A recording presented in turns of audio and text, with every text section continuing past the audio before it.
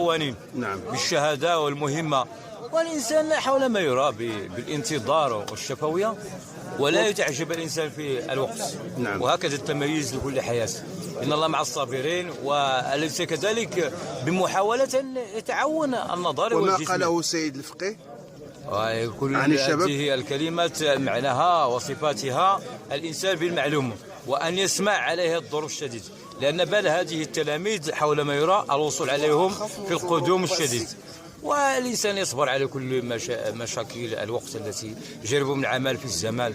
لا، الإنسان يتمثل عليها كما أبغاها في نظره، ولكن نعم. مع الأسف الشديد أن يتمنى عليها الصبر والكلمات الطيبة والجهات الحكمة بكل حياة وانتظار، وهذه هي الصحة.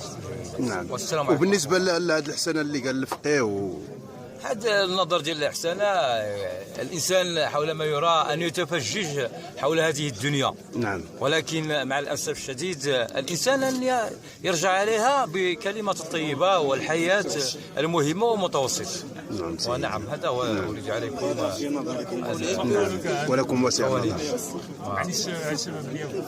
شباب عليهم أن تشجعوهم وأن يهدي اللهم عليهم في النظر والعمر المفيد، وهكذا التميز لكل شديدة والمهمة، وصراحة بالمفيد والتقرير، والله مع الصابرين.